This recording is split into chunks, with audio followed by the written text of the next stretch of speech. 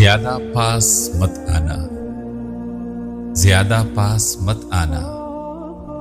मैं वो तहखाना हूँ जिसमें शिकस्ता ख्वाहिशों के अनगिनत आसे बसते हैं, जो आधी शब तो रोते हैं फिर आधी रात हंसते हैं। मेरी तारीकियों में गुमशुदा सदियों के गर्दालूद ना आसूदा ख्वाबों के कई इफरीत बसते हैं। मेरी खुशियों पे रोते हैं, मेरे अश्कों पे हंसते हैं।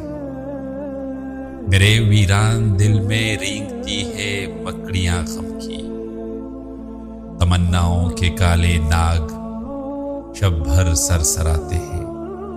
गुनाहों के जिने बिच्छू दमों पर अपने अपने डंग ला दे, अपने अपने जहर के शोलों में जलते हैं। ये बिच्छू दुख निगलते और पछतावे उगलते हैं। ज्यादा पास मत आना। मैं वो तहखाना हूं जिसमें कोई रूजन कोई खिड़की नहीं बाकी, फकत कब्रें ही कब्रें हैं।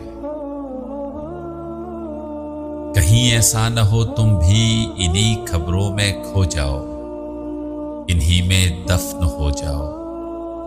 गुलाबी हो कहीं ऐसा न हो तुम जर्द हो जाओ, मोहब्बत की हरारत खो के बिल्कुल सर्द हो जाओ, सरापा दर्द हो जाओ।